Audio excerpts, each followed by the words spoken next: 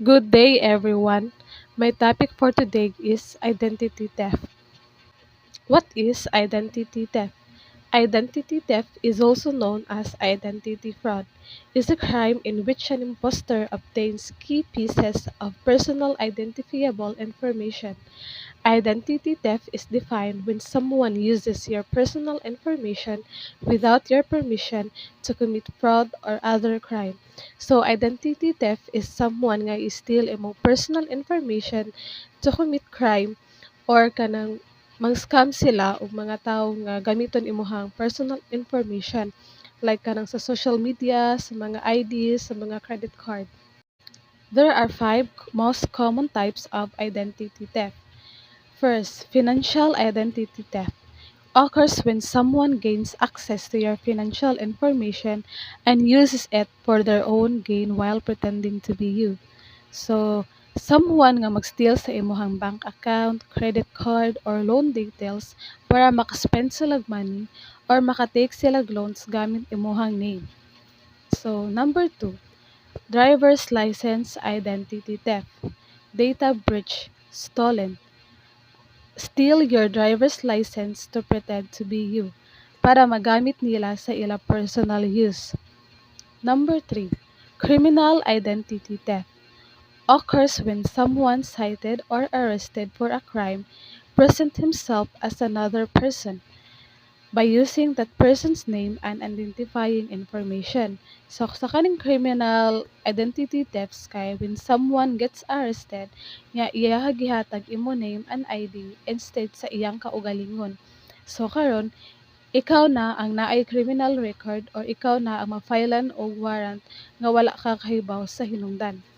Number four, Social Security Identity Theft is a federally issued number used to identify consumers for tax, employment, and credit purposes.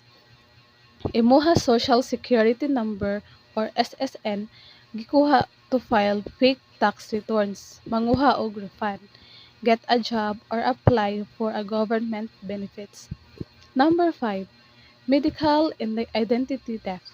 The illegal access and use of patients' personal identifiable information or PII to obtain a medical treatment, services, or goods. So, sa kanisang number five is gamiton imuhang personal health insurance or medical information para makakuha sila og free treatment. The law regarding identity theft. Republic Act 10173, Data Privacy Act of 2012, an antidote to identity theft in the Philippines, an act protecting individual personal information in information and communication system in the government and the private sector, creating for this purpose a National Privacy Commission and for other purposes. The law was based on Senate Bill number 2965 which was sponsored by Senator Edgardo Angara. So, naay law nga nag-support sa identity theft. So, dili kita yano-yano maka makakuha og kanang personal information sa uban kay naay law nga nag-support niya. So, na chance gid nga og manguha ta og personal information sa uban is mapriso gid ta. Online identity theft. Phishing is a cybercrime lure individuals into providing sensitive data such as personal identifiable information, banking and credit card details, and passwords.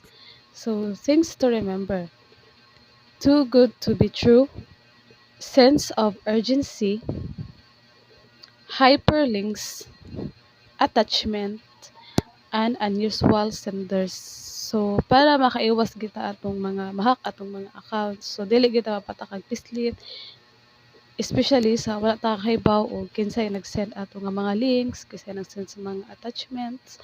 So, para makuha atong mga personal information. So, think before you click good. Dili magpatakag pislit, dili mo kanang musalig dayon sa mga kanang mo text or mag-message nimo. Safety measures. First, be wary in giving away your information. Second, visit only secure websites. Third, be prompt once alerted. Fourth, invest in RFID or Radio Frequency Identification Protection. Fifth, avoid games and quizzes on social media. 6. Protect your computer from viruses and malware. So, remember always sa safety measures para maka-avoid tas nga makuha ang atong personal information. Dili ta magpataka og kanang pislit sa mga links and also mag-download tag mga apps para if naman gani makakuha sa atong personal information, matrack ra nato sila nga gamit to ang app na ato ang gipang download. So always protect your personal information para dili sila magamit sa uban mga tao. That's all. Thank you.